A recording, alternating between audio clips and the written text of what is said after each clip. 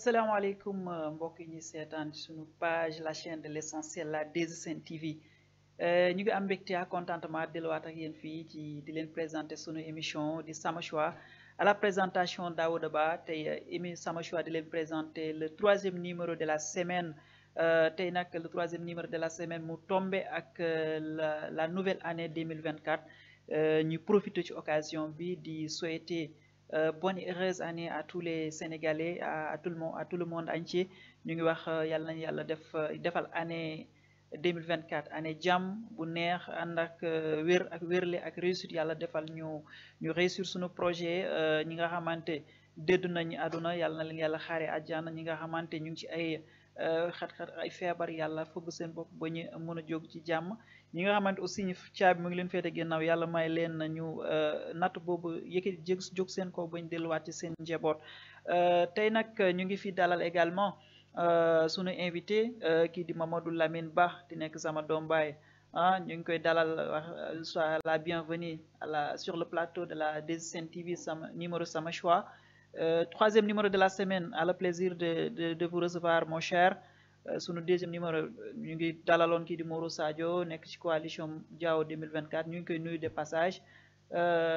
mon frère Mamadou Lamine ma bàyyi la nga nuyu ak téléspectateurs yi. Merci Daouda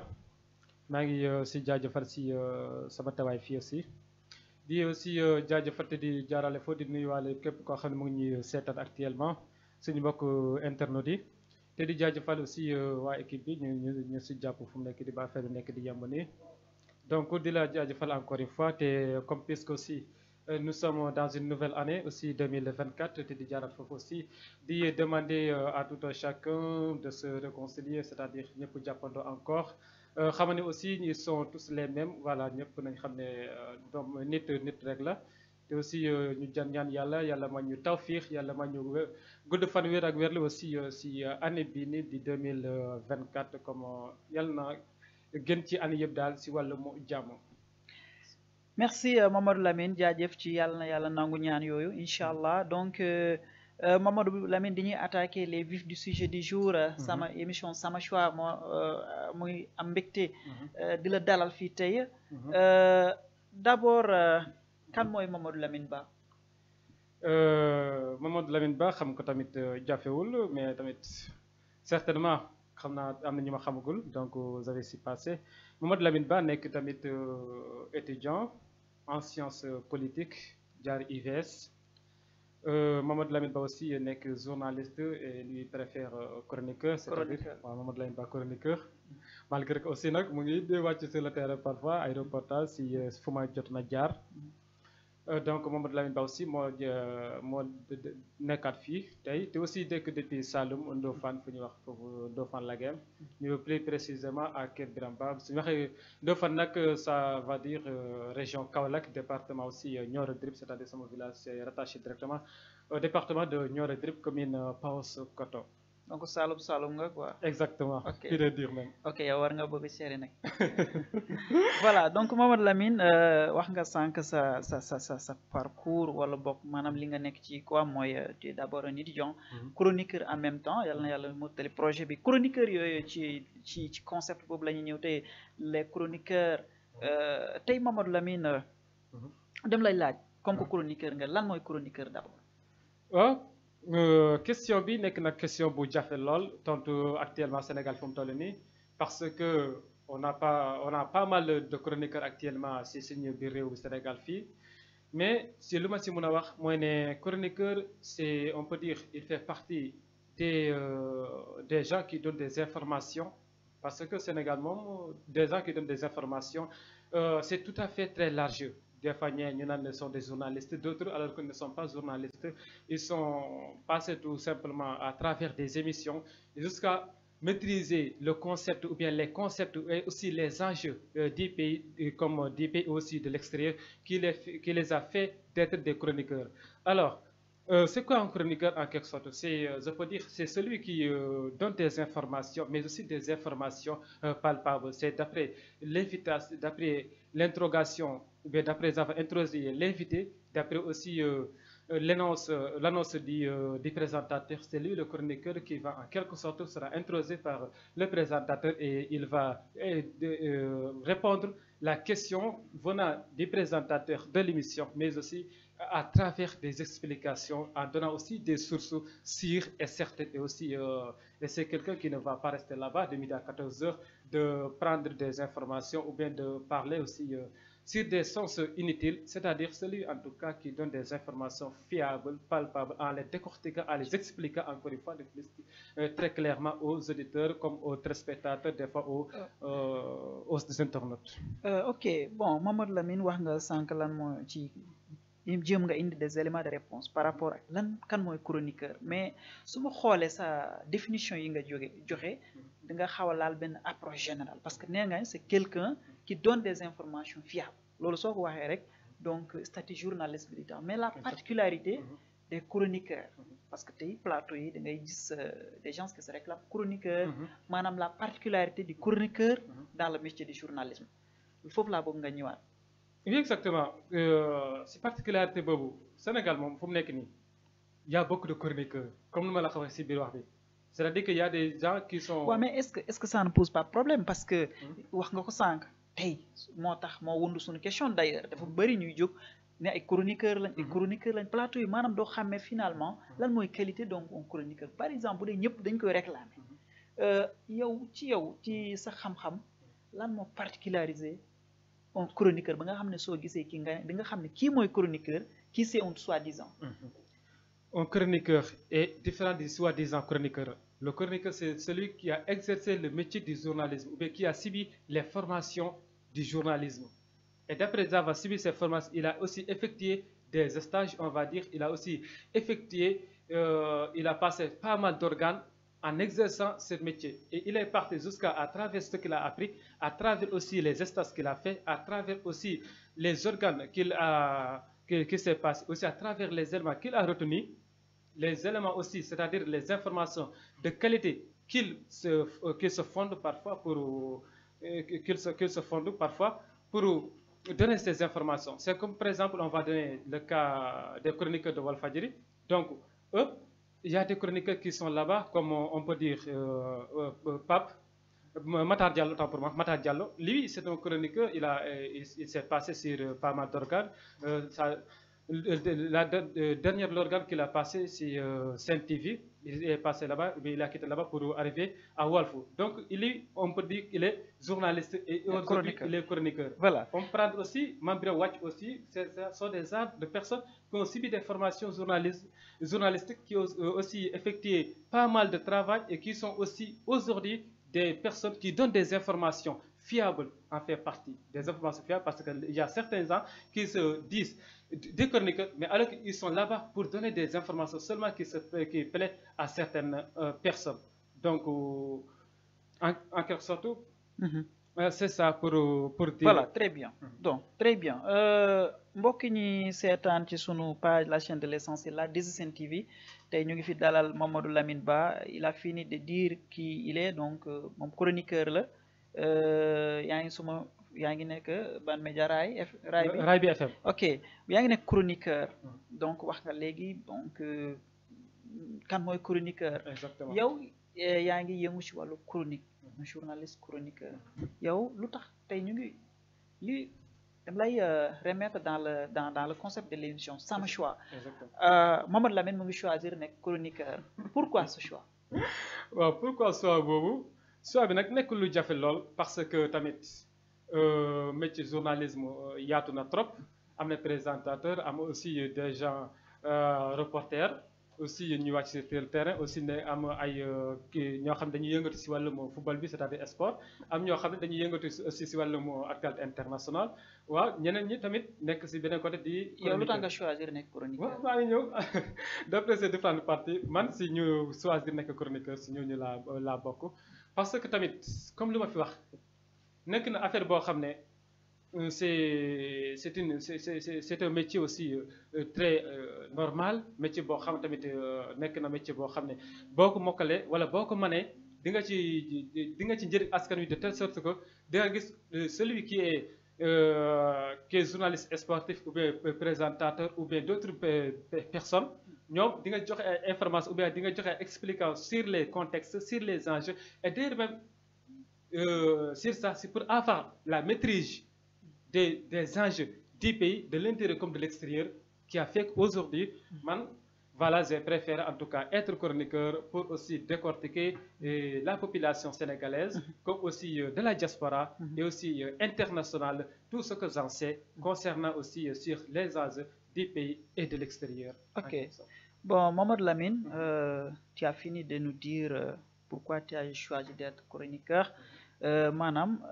les raisons qui l'ont poussé à être chroniqueur. Ginnaaw bi ñu évoqué point boobu mooy point bu am solo mooy les chroniqueurs donc jot na ñu leeral ko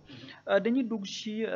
sujet politique l'actualité du pays ku nekk xam na ne réew mi fi mu toll nii l'actualité politique se prime en quelque sorte ñu ngi ci nouvel an le président de la République ce 31 décembre il a fait son discours à la nation benn discours bu xaw a gudd voilà relativement 30 et quelques minutes évoqué na point yu bëri de réalisation am nañu ko tuddee un discours d'adieu sa jàngat ci discours président de la République bi waaw d'une part comme ñenn sources yi di ko waxee discours d'adieu di def au revoir ñeneen ñi daan discours de bye bye mais lu ma si mën a jàngat c'est-à-dire que président Macky Sall si biir discours bi jox na si énuméré c'est-à-dire moom lu mu jot a liggéey concernant les 12 ans qu'il est au pouvoir jot na si évoqué si chantier yu mu def si surtout wàllum université yi jaar na si côté Cheikh Anta Diop jaar si côté aussi IVS jaar si côté aussi Amadou Makhtar Mbow bu Diamniadio jaar aussi si yeneen infrastructure jaar aussi côté wàllum pont yi wàllum port yi wàllum aussi aéroport yi aussi côté yooyu yëpp jaar na ci donc moom côté boobu résumé na ci il a fait son résumé à part là def na aussi si benn jàngat c'est-à-dire que wane na wàllum aussi qualité bu mu bëggoon def si wàllum socialité wàllum social si entre les Sénégalais c'est-à-dire que foofu tamit Macky Sall gis nañ ne moom dem fii Touba dem aussi Kaolack dem aussi certains ziar dem aussi jusqu'à l'extérieur def na si biir mandat bi tamit lépp loo xamante ni tamit wàllum social def na ko bu baax a baax si biir discours bi aussi mu ngi ci énuméré wala jox na ci wax tamit wàllum lu mu soxla si wàllum affaire de démocratie wàllum aussi justice bi parce que là tous les autres discours jox na ko ci wax mais bii nii moom dugg na ci bu baax a baax maanaam yow en tant que chroniqueur journaliste kuy gëstu kuy suivre les faits discours bi noo ko gisee da nga gis ni le président de la République moom c'est un maanaam réalisation parce que wax nga ko sànq cité na réalisation yu bëri c'est un bilan yow li ngay tirer c'est un bilan positif wala bilan négatif en tout cas d'une part dañuy wax bilan positif duñuy wax bilan négatif directement parce que bilan bi ñaar la bilan côté am na bilan matériel foofu moom liggéey na wàllum matériel loolu moo tax mu jaaral la moo tax tamit ma jaaralaat la encore si yu énuméré concernant les universités les ponts et ports et aéroports et def na foofu côté aussi bilan immatériel bi foofu tamit def na foofu parce que gis nañ ni tamit wàllum démocratie Sénégal tamit wàññeeku na bu baax a baax wàllum démocratie wàññeeku na bu baax a baax parce que mais am na aussi ay des avancées démocratiques waaw ci plan démocratique am na certes am nga yéen chroniqueurs yi des fois seen position aussi mënuñ ko comprendre parce que yéen des fois da ngay gis ay chroniqueurs ci benn parti rek la ñuy tiré mais cité nga léegi Pape Matar Diallo de la Walfadjri man dama koy suivre kooku en tant que chroniqueur dama koy moom chroniqueur bi nga xamante benn parti rek lay dóoran ci kaw état rek lay dóor non est-ce que loolu tamit ça honore la presse non loolu moom fu nga wax ni mais oui ma mais affaire bu ñu suivre la mais ñun ñëpp dañu suivre l'actualité nous sommes tous dans le métier gis nañ ne ay position daal ci kaw état rek lay def maanaam du parce que mënoo dund fi nga ne opposition bi opposition du mës a def erreur mais léegi te yow doo mës a critiquer opposition c'est-à-dire que da nga far est-ce que loolu tamit mais léegi yéen chroniqueurs yi mais léegi du question de far ci opposition de du question de aussi détruire parti au pouvoir mais question de lan la question de wax mais ce ne sont pas des analyses équilibrées mais est-ce que mën nga xaar ba ma mottali bilan immatériel bi wax naa la bilan matériel bi il a fait voilà moom ci boppam revenir na ci bilan immatériel bi moo ngande bilan immatériel am na réew am na certains doxalin boo ko doxalee si wàllu bilan immatériel si wàllu bilan immatériel day nekk affaire boo xamante tamit mu même bilan matériel bi day nëbbu. parce que maanaam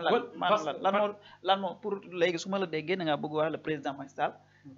doxalinam daa nubbu bilan matériel. exactement c'est-à-dire quoi ça veut dire quoi waaw ça veut dire quoi ça veut dire que le bilan immatériel bi nit ñi la personne ce que veut la personne est déjà est née libre mais léegi actuellement Sénégal mais pas total quand même. Parce que la liberté des uns, la liberté des uns s'arrête là, commence celle des autres. Celle des autres, oui. Mais actuellement, Sénégal, notre liberté commence par où et s'arrête par où? Parce que actuellement, notre liberté est déjà entravée. C'est-à-dire? Non, il y a beaucoup de difficultés dans notre liberté. Mais oui, ma expliquer là les détails. Pourquoi non, nos libertés sont entravées. Ça veut dire quoi? Mais quand même, aussi. Non, parce que li nga wax tamit parce que yow yaa ngi xëy def circulation ba ñëw fii kenn entravé wul sa liberté. Quand même, quand on dit des choses, il faut nga avancer des justifications. waaw léegi ma ñëw aussi. Allez-y. Côté bilan immatériel xanaa ñu ñëw foofu parce que bilan immatériel laa la wax ni bilan immatériel am na lu muy diisee day nëbb bilan matériel bi. Si le bilan immatériel est négatif, forcément ça va impacter négativement le bilan matériel. Comment? Parce que nit avant dara lenn la am mooy liberté am si il a entravé sa liberté mooy lan xañ nga ko presque lépp. Sénégal actuellement dem na ba benn jamono boo xamante ni kala seulement temps yi la commencé wàññeeku ba xamante ne am na certains dossiers comme dossier Ousmane Sonko bi sori na bu baax a baax mais temps manifestation yi jusqu'à dossier bu mu nekkee en vigueur Sénégal lu mu meloon ñemoo wax ci wàllum contesté état même post Facebook gars yi dañ ci arrêté ay nit même appel téléphone gars yi dañ ci arrêté ay nit même jël sa micro wax gars yi dañ ci arrêté ay nit. parce que d'ailleurs sax gis nañ ay journalistes. mais ci arrêté te ñooñu ce n'est pas logique. écoutez mais Mamadou Lamine xam nga ñun ñëpp la liberté de la presse ñun ñëpp nous sommes des défenseurs pour la liberté de la presse. mais est-ce que Mamadou Lamine ñooñu maanaam ñi leen tex loxo wala yooyu est-ce que ñu ngi def jàmm soo xëyee mais est-ce que yow bu dee yaa ngi def jàmm li ngay def c'est pas quelque chose d'incriminé est-ce que mën nañ la ci jàpp tamit est-ce que ñooñu di jàpp est-ce que la ñuy def aussi mais gars yu ñu jàpp yëpp gisé wuñ ci kenn mën na dépôt ñu bàyyi la ko foofu c'est-à-dire quoi c'est-à-dire dañuy bañ nga continuer di wax nga influence ñeneen tamit wax loolu lañ ciy bañ mais suñu la bàyyi liberté d'expression loolu léegi loo dese. mais est-ce que liberté d'expression bu ñu la ko bañalee léegi loo dese. est-ce que état mun na seetaan gars yi aussi ñuy naxasaleel. est-ce que la sécurité du pays est-ce que gis nga fi rek parce que l'état aussi est le garant de la sécurité publique. na ci bàyyi xel. parce que yow mi nga xëyee kenn arrêté wu la. kenn arrêté wu ko nañ aussi suñuy joxee des chiffres aussi na nekk par exemple des propos yi nga xamante mun nañ ko justifier yow bi nga xëyee ba kenn arrêté wu tiitoo dara parce que yow defoo quelque chose qui enfreint la loi. mais comme li ma la wax temps yi la commencé wàññeeku mais am na jamono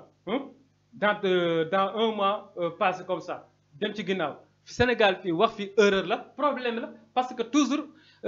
introser gars yi wàcc sur le terrain gars journaliste reporter ñu wàcc sur le terrain di introser population bi tu auras problème à avoir un Sénégalais pour introser ko képp ko jox micro mun la non ñemewu maa wax parce que police dañ may jël si parce que lii ak lii dañ may jël fi loolu il faut nga may ma temps ma expliquer la ak aussi expliquer les Sénégalais yi problème bi actuellement lu tax discours Macky Sall bi am na sens joxe naa bilan matériel bi ba pare mais bilan immatériel bi lum négatif moo tax bilan matériel bi mu am ci problème gis nga côté bilan immatériel bi mooy côté aussi suñu liberté gis nga nit liberté la am boo ko xañee liberté am problème liberté d'expression liberté de manifestation ñaar yi boo xañee presque jeexal na sans compter aussi les autres problèmes loo xam ne c'est à travers cette liberté d'expression qu'elle pourra passer pour aussi faire autre chose. mais Mamadou Lamine soo cité les manifestations interdites devant les manifestations interdites il y a des manifestations autorisées tamit. Quelle manifestation? parce que information yi wax ma rek quelle manifestation fii depuis 2019 bi. mais il y a beaucoup de manifestations autorisées mon frère. Il y a beaucoup de manifestations depuis 2019 ba léegi wax ma rek manifestation bii moo am sens. ñu autorisé ko amul toutes les manifestations yoo xam ne sont douées de sens ñoo xam ne constitution bi moo leen ko may surtout côté opposition bi waxuma côté pouvoir moom voilà, c'est déjà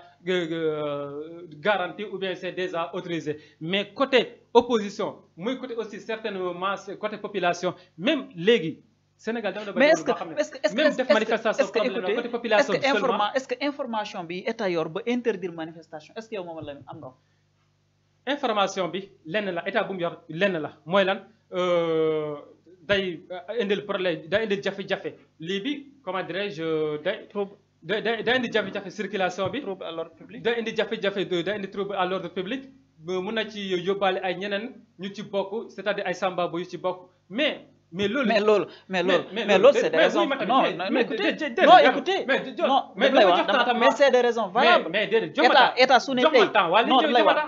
non parce que li nga avancé mais tamit dama jox ma wax non parce que li nga avancé waa léegi jox ma temps mooy jox mais dama lay wax danga may dama ne état su ne évoqué trouble à l'ordre public mu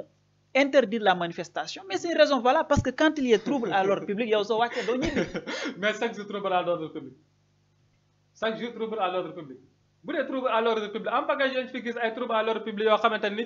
war nañ ko traité wuñ ko. voilà rapidement Mamadou Lamine rapidement bon nga ñëw ci sànq wax nga le bilan immatériel du discours moo xaw nubbu le bilan les côtés positifs maanaam le président de la République de 2012 jusqu'à présent réalisation yu mu def le côté donc positif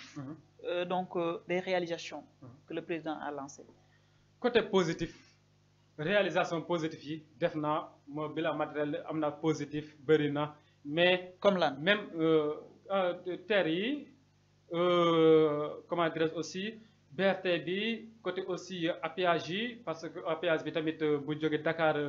Kaolack Dakar aussi Saint-Louis yooyu yëpp c'est des réalisations très bien mais tamit si biir réalisation yooyu am na fooy dem tamit dañu lay wax ne dans ces réalisations il y a problème parce que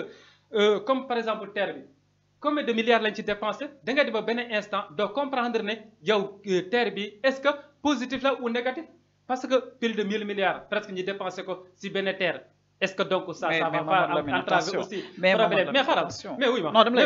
dama lay wax dama ne aussi attention parce que non terre bi dama lay wax terre bi biñ koy lancé gars yi Sénégal ñu bëri dana woon surtout ñi côté nekk ci côté opposition dana woon yàq la mais finalement gis nañ donc l'importance du terre tamit gis nañ ko parce que gis nañ Dakar dafa xat loolu tamit il faut ñu reconnaître ko aussi chroniqueur nga bon pose est-ce que mën nga ma may tamay wax non parce que soo waxee quelque chose nga xamante ça ne tient pas aussi je suis obligé d'en revenir mais da nga may bàyyi ma temps ma wax sama pensée man tamit lu ma ci xaar sama opinion allez-y ok côté bilan matériel bi Macky Sall bilan am c'est mal nécessaire on va dire d'une part côté bilan matériel c'est bon gis na ci mais ci biir bilan matériel yi tamit da ngay dem ba da ngay jàngal ba ci biir di nga fekk ne ci biir bilan matériel bi y a des problèmes ci bilan immatériel moom là-bas c'est négatif. bilan immatériel c'est négatif. donc ma ñëw décortiquer bilan matériel bi pourquoi j'ai dit que dans le bilan matériel y a parfois des problèmes bilan matériel bi comme par exemple terre bi. ñaata milliards lañ ci dépensé bien vrai Sénégalais yi ak ñu nekk ci opposition bi waxoon nañ ni côté terre bi problème la parce que dans 2 milliards lañ ci dépensé aussi Dakar lay jóge Diamniadio distance bi daa ndaw mais d'une part ils ont raison pourquoi parce que combien de milliards lañ ci dépensé ñu ngi wax 1 milliard ñeneen di wax 1 milliard et quelques autant pour moi 1000 milliards ñeneen di wax 1000 milliards et quelques mais ça 1000 milliards calculé ko te aussi dañoo jox aussi des exemples de terres qui sont à l'extérieur et qui sont construits sous moins de 1000 milliards. Donc côté boobu ils ont droit pour dire que terre bi baaxul d'une part mais ba tey nii terre bi malgré que sénégalais ñu ngi ciy yéeg ba tey mais difficilement su amee sax nga dugg ci terre nga fekk ci benn politicien bu nekk ci bokk ci nguur gi dugg ci terre bi pourquoi parce que terre bi daa fees de telle sorte que daa xat mënoo nekk ci biir normalement sauf que lum gaaw moo tax fat gaa yi wàcc mais daa seede ci biir autre chose si biir terre bi passé tamit war na au moins gën a moins cher si tata yi ak bis dem dëkk yi mais gis nañ ne terre bi tamit passe bi cher na calculer ko nga bëgg a commencer poste Thiaroye Dakar 1000 francs aller retour mun nga wax 1000 francs nga calculer ko 30 jours koo xam tamit salaire am ay 50 000 la wala 60 000 est-ce que kooku tamit terre bi dina ko may quelque chose non malgré que terre bi baax na d'une part mais d'autre part causera problème parce que passe bi waroon na gën a wàcc buy pare foofu côté aussi appuyage yi c'est très bien fait waaw oto yi ñu ngi daw normal di dem di ñëw mais côté aussi côté boobu appuyage yi ñaata oto ñooy jaar ci appuyage bi par jour je dis Kër Massar comme Colobane ñaata yoon car bu ne 1500 car bu ne 1500 aller 1500 retour 1500 donc ça sera combien. mais Mamadou Lamine. donc il faut ñu xam ne aussi non il faut ñu xam ne aussi il faut ñu xam ne aussi non da nga may il faut ñu am ne xam parce que réalisation c'est à coût de milliards aussi. à coût de milliards non écoutez certes non écoutez c'est à coût de milliards mais nag mën na wàññeeku de telle sorte Sénégal yi mun ci gis seen bopp. ma ne les réalisations c'est à coût de milliards mais aussi tamit est-ce que loolu tamit mënul nekk gratuite parce que maanaam réalisation yooyu dana war a am entretien war a am suivi am personnel qui y travaille. exactement ñu leen fay donc mënul je nekk suis gratuit d'accord aussi. avec toi. certes mën nañu reconnaître mais bref Mamadou Lamine. maanaam dañoo am ay yeneen point xamante dañu koy waxtaanee fii. mais may ma cof si bilan matériel bi kon. bilan matériel bi. côté bilan matériel bi. soo gisee man lu tax waaw 30 secondes grave boo gisee ma ne lu tax c'est négatif parce que liberté boo xañee nit xañ nga ko lépp. la fois passée nii rek ça ne fait même pas une semaine le 30 bi lañ très Ousmane ñu waa parti Pastef ñoo di wax ex Pastef di pour investir Ousmane Sonko mais gis nañ fi pas mal de partis politiques yoo investir leur leader mais lu tax ñu tere ko parti Pastef bi nii pour lan parce que te aussi rappel bu ñu leen tere ACAPES ñu terewaat leen aussi salle benn salle bu ñu jëloon salle privée ñu tere leen foofu aussi encore ce n'est pas logique. Sénégal actuellement laa jël ñu nekk ci biir si journalistes yi wàcc sur le terrain ñuy interroger population bi c'est un problème pour avoir des éléments parce que population bi ñemuñu wax fu mu nekk nii te aussi kaso yi très bien léegi Mamadou Lamine foofu laa la ci Ousmane Sonko foofu fa la ñuy jëm dugg loolu naa la laaj loolu wax nañ sànq le discours du président de la République réalisations qui ont été faites le code positif négatif donc indi nga sa point de vue selon peut-être tes appréciations. Donc ñu ngi rappeler sunu mbokk téléspectateurs yi ñu topp sur la 2STV TV ñu ngi nuyu de passage notre équipe technique la très dynamique équipe à la tête notre oustaz Seydou Diallo ak Aram Faye donc ñoom ñooy def liggéey bu rafet bi sànq wax nga tudd nga Ousmane Sonko ñu ngi ci en perspective de l'élection présidentielle presque un mois moo ci des quelque chose comme ça ñu ngi ci le dépôt des candidature ñu ngi ci contrôle des parrainages conseil constitutionnel mu ngi ci liggéey bi am na ay candidats yuy jàll par ordre de passage maintenant le dossier qui fait un peu le tollé c'est le dossier de monsieur Ousmane Sonko le leader de l'ex-Pastef donc Ousmane Sonko gis nañ ne donc il n'a pas reçu de fiches de parrainage sa caution a été rejetée par la CDC caisse de dépôt et de consignation yow est-ce que tu es optimiste que la candidature de Ousmane Sonko sera rejetée ou c'est le contraire. C'est le contraire. Tu penses? Parce que oui non je ne pense pas je crois. Tu crois que su candidature Sonko dañ ko recevoir. dañ ko war a recevoir tamit waxuma dañ ko recevoir mais dañ ko war a recevoir parce que. yow tu es juriste wala dañ ko war a recevoir non da nga confirmer voilà ci yan raison nga ko teg. exactement très bonne question yan raison laa ko teg parce que Ousmane Sonko bu doon rek sellet bellet ak moom fichier de parrainage daf koy jot bu doon rek ça dépend de lui. fichier de parrainage dina ko jot mais lu tax jotu ko parce que benn DGE moo taxaw mu ne mënu koo jot mënu koo jox fichier de parrainage mais loolu nekk problème pour le DGE wax ne mënu koo jox fichier de parrainage au début les gens ou bien sénégalais yi gëmoon nañ ni DGE am na région du ko jox mais buñ demee ba juge Sabassy Faye tribunal grande instance bu Ziguinchor wax nañ jox Ousmane Sonko fichier de parrainage am te ñu delloo ko si liste électorale yi ñun maître Ciré Clédor ak ay njabootam ñëw DGE pour récupérer fichier de parrainage mu bañ DGE bañ maître Ciré Clédor ñoom tamit ñu dellu fale ca Sénat ordonné nañ leen jox fichier de parrainage bi si temps boobu ñu révoqué. mais nag procédure bi parce que mais attention. soo waxee nga ñëw yooyu yëpp. nga may déglu Mamadou Lamine vous savez que on a des gens qui nous suivent soo waxee si tu avances pour il faut nga leeral da nga ne maanaam les sympathisants de Ousmane Sonko ñëw nañ au niveau de la DGE pour récupérer des fiches de parrainage. DGE nangulu leen loolu. lu tax c'est parce que aussi am na benn rappelons qu'il y a une procédure de justice en cours. Bonne procédure. Est-ce que procédure maanaam xam nga Ousmane Sonko dañ ko radié woon liste électorale. lu tax dañ ko radié non écoutez dañ ko radié woon liste électorale maanaam maintenant y a une procédure en cours est-ce que dañ ko réintégré waat wala. mais problème côté bi sax soo mayee fee moo tali foofu mais comme que ñëwaat nga fi xaaral ma jox la fi mais lu tax ñu rajo ko foofu jusqu'à présent on a pas mal de personnes qui ont problème à savoir Ousmane Sonko a problème avec qui kan la amal problème. kan la amal problème du dossier Adji Sarr du dossier Adji lu tax ñu rajo ko ci fiche électorale yi du dossier Adji Sarr parce que dossier Adji Sarr voilà luñ ko ci condamné corruption de la jeunesse waa léegi ñu facturé ko ci waaw ñu facturé ko ci ñu ne na fay dommage et intérêt na fay léegi ñu dooral ko ci aussi compte max mais justice moo ko daaneel aussi mais oui ma mais nag justice moo ko daaneel aussi. waaw justice moo ko daaneel. c'est des décisions de justice. Nous sommes dans un état de droit aussi. On doit respecter les décisions de justice. Quand la procédure judiciaire est en cours, on doit la respecter. mais Daouda jox ma temps. non dama lay jox ma temps déedéet da nga may jox temps. parce que il daa am élément yoo xamante ne waroo décision de justice yooyu c'est pas du rien. Une décision de justice c'est pas du rien. waaw une décision de justice c'est une décision de justice. xam naa loolu la procédure en cours est une procédure en cours. waa léegi dama jox temps. allez-y. ok justice moo ko daane woon moo jugé Ousmane Sonko compte max waaw Ousmane Sonko léegi il est condamné parce que xamuñ fu mu nekk mais xam nga loolu kooku la ñuy jugé compte max koo xam ne xamuñ fu mu nekk mais Ousmane Sonko premièrement ñëpp xam nañ fu mu nekk il était à Ziguinchor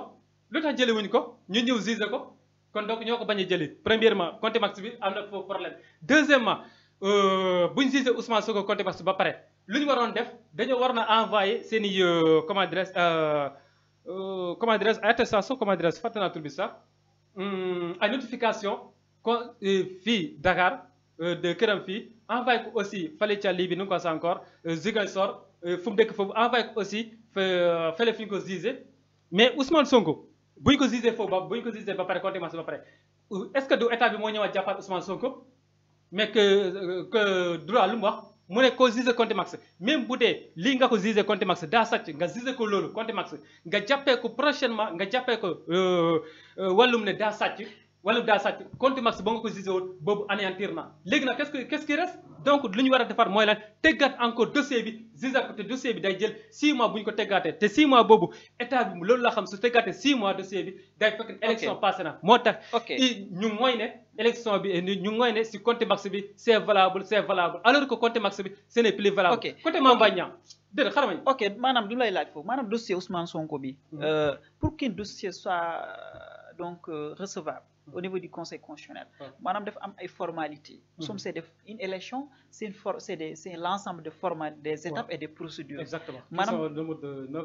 voilà maanaam da nga war a jot say fiche de parrainage nga war a déposer sa caution lépp am attestation loolu ngay boole yóbbu ko say pièces jointes la nga yóbbu ko conseil constitutionnel Ousmane Sonko li ni mel yëpp amu ko léegi concrètement lu tax léegi foo basé wu ba nga ne danañ recevoir candidature alors que éléments yooyu yëpp dañoo absent maanaam c'est un élément yu ci bëri waaw élément yu ci bëri dañoo absent mais Ousmane Sonko lu tax day kii comment dirais conséquence da war a valider candidature xam nga lu tax Ousmane Sonko bu doon coobaram comme ñeneen ñi dina doon am dossier yëpp mais bu doon coobare aussi justice laa wax de bu doon coobare justice aussi Ousmane Sonko wala buy respecté woon justice fii Sénégal Ousmane Sonko dina jot. respecté une justice au Sénégal quoi. comment kon Sénégal respecté une justice. respecté wuñ ko justice. respecté wuñ justice parce que Samba Si Faye wax na. mais il faut au moins respecter les magistrats. waaw les magistrats voilà on vous respecte mais votre justice les magistrats a problème parce que yéen nga ne yéen a justice affaire boo xam ne tamit ab nit mooy taxaw fële mu bañ ko appliquer DGE la ñuy wax ni moo problème Ousmane Sonko bi yëpp problème bi lenn la mooy lan fichier de parrainage mooy kan moo xañ DGE xañu ko à travers des fondements juridiques mais des fondements quoi ma joxuma la ko juge Samba Si Faye joxe na ordre Sénat joxe na ordre instance joxe na ordre léegi qu'est-ce qui reste du joxe fichier bi gars yi naan déedéet dañuy xaar fu mu nekk nii après bu tribunal instance. mais la procédure est en cours. non instance bu Dakar bi dañuy lancer appel ñu toog ba 10 jours bi jeex 10e jour ñoo xam ne jour ba mooy clôture agence judiciaire de l'état bi doog a introduire pourvoi de cassation encore mais lan mooy loolu bu dee yow ñeme nga lu ngay def tribunal bu Dakar atte na. yow nga ne da ngay poursuivre ba tey da ngay dóor sa recours mais léegi kenn teregu la ko mais léegi le lendemain ou bien le surlendemain le lundi bi buy jotee demal mu dem encore cour suprême gars yi attewaat ko mu xool fu mu ci mais mu xaar ba le 10e jour mooy wane nekkul ci dégg. nekkul ci dégg moom agence judiciaire de l'état bi aussi moom aussi comment dirais-je DGE. mais nag non Mamadou Lamine non mais attendez écoutez Mamadou Lamine écoutez yow chroniqueur nga doo juriste xam noo écoutez maa ngi tuuti rek doo juriste tu ne sais pas le fond des dossiers yow li ngay def en tant que chroniqueur mooy analyser des faits mais yow def mel ne da nga war a est-ce que yow da nga war a en tant da nga war a tëddoo parce que li ngay confirmer dafa bari aussi te da ko juriste mais xam nga question boo ma posé est-ce que dossier Ousmane Sonko dañ ko war a accepter wala dañ ko war a rejeter sama opinion lan la mais d'après lii nii lii du question doon juriste moo tax nga xam lan la. mais attendez mais si mais attention. comme li ñu wax droit du wax sa xalaat aussi. droit dafa am des initiés nga xamante ñoom ñoo war a commenter les décisions de justice. ñun écoutez ñun en tant que des journalistes li ñu mën a joxe mooy suñu opinion et analyse. mais nag droit du wax sa xalaat. droit dafa am les décisions de justice. xam naa loolu droit du wax sa xalaat. droit du wax sa xalaat chroniqueur mooy lan def jàngat fee yi. joxe aussi opinion mais Mamadou Lamine non yow li ma gis nii jàngatoo da ngay confirmer mais lii xam nga lu tax ñu may confirmer parce que bu dee teg nañ ko foo xamante ne justice moo ko wax fu justice wax bu dee rek fondé nañ ko foofu candidat da war a jàll ok bu dee rek fondé nañ ko foofu ce 4 janvier parce que lépp loo xam ne Ousmane Sonko ñàkk na ko du si coobaram te lépp loo xam ne aussi perte na ko du côté justice moo ko tere ok 4 janvier bi tamit dossier boobu ce n'est pas un seul dossier ce 4 janvier tamit Ousmane Sonko dossier am ak Mbaye Niang jeexagul dana dem au niveau de la Cour suprême dossier boobu tamit yaakaar nga du yokk ci calme xaraw dossier boobu tamit lu ma ci wax parce que une affaire de diffamation waaw affaire de diffamation punie par la loi waaw d'une part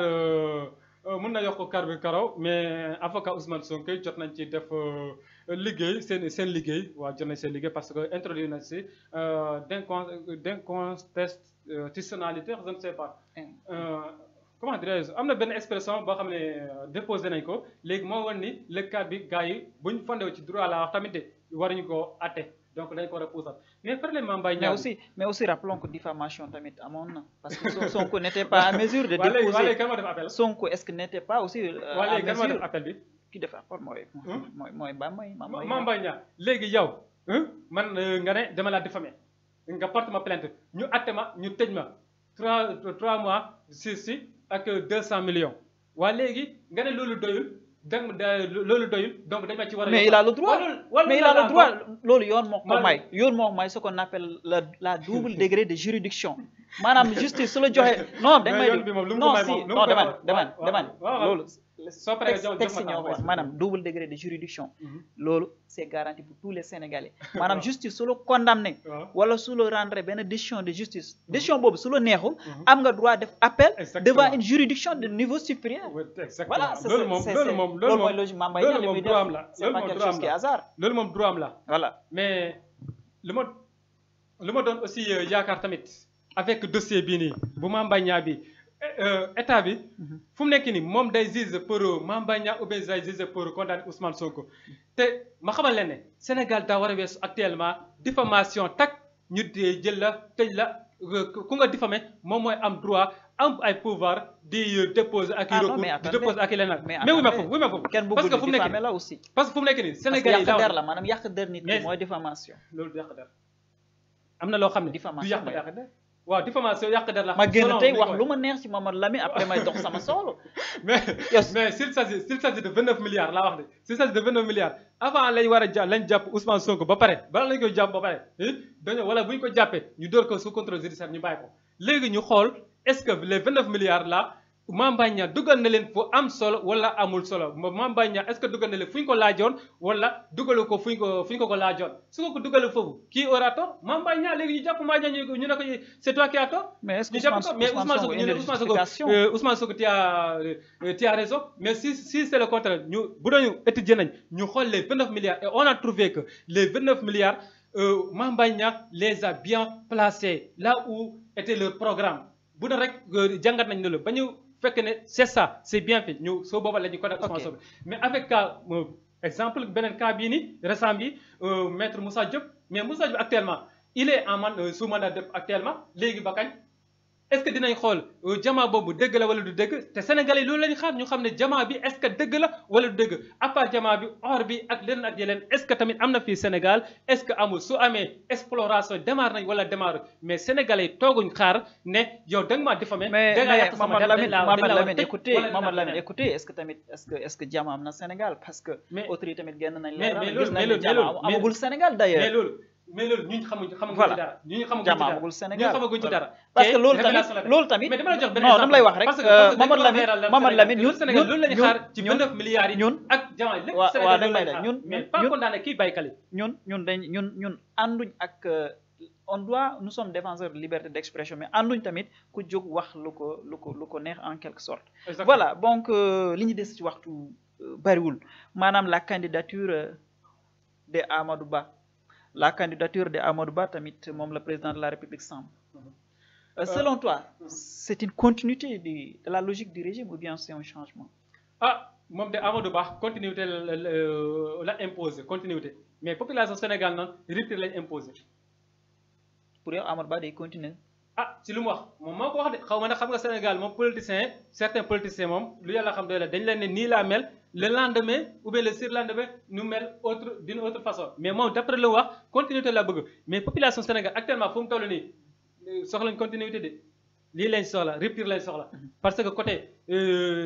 pouvoir judiciaire y a problème côté pouvoir parlementaire y a problème côté aussi pouvoir exécutif y a problème donc lii yëpp mënoo ko dugal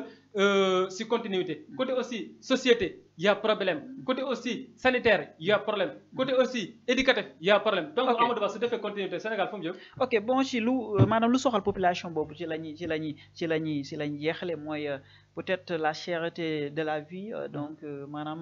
xat-xat yi nga xamante Sénégalais ñu ngi koy dund ci wàllu hausse des prix et autres. donc dem nañ ba temps yi ñu cité donc certaines contrées comme Kaolack ñu fay jooy ay la hausse des prix donc situation boobu noo ko jàngatee. mooy li ma la wax ba tey continuité bi ba tey est-ce que li su demee dina dem du dem donc côté hausse des prix bi li ma ci wax mooy lan gouvernement bi foofu moom dafa yàgg lajj ce qu'il devait faire c'est quoi c'est faire au moins ou bien le tout ba aussi régulariser prix yi même si que dañuy yokk parce que jamono ñoo parfois day balancer parfois day am ay jamono yoo xam ne prix yi si tu es obligé nga yokk leen am ay jamono yoo xam ne tu es obligé nga wàññi leen mais Sénégal moom li ñu fi seetlu la plupart des pouvoirs deuxième mandat toujours les prix yi moom dañuy naaw rek jëm kaw te loolu pouvoir daa war a def le tout ba di ko arrêté côté Kaolack boobu ñu naan temps yi dañ doon wax ne ceeb dafa manqué te loolu indi na ba fu mu nekk ni saaku ceeb ça varie entre 18 000 et 20 000 et ça c'est pas logique ici dans ce pays en tout cas c'est pas logique du tout mais côté prix gouvernement bi jusqu'à présent ça lui reste 2 mois donc am na ci lu mu ci war a liggéey donc na ci def fulla ak fayda liggéey ko au profit des Sénégalais. Mamadou Lamine ci fulla ak fayda boobu loolu lañ xaar ci sunu njiit yi loolu lañ xaar ci tous les citoyens sénégalais parce que li ñu wax aussi le développement c'est un état d'esprit donc ñu ngi ci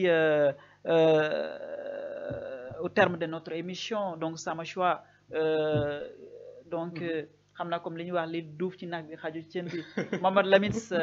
yan ñooy sa dernier mot avant la fin de cette émission. waaw sama dernier mot mooy côté aussi population sénégalaise. c'est-à-dire que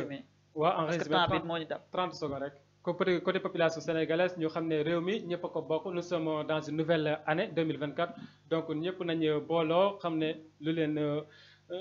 leen yàlla jàppale aussi ñu jàppale ko ñu ànd côté aussi justice nañ xam ne ñu essayer de def le tout ba joxaat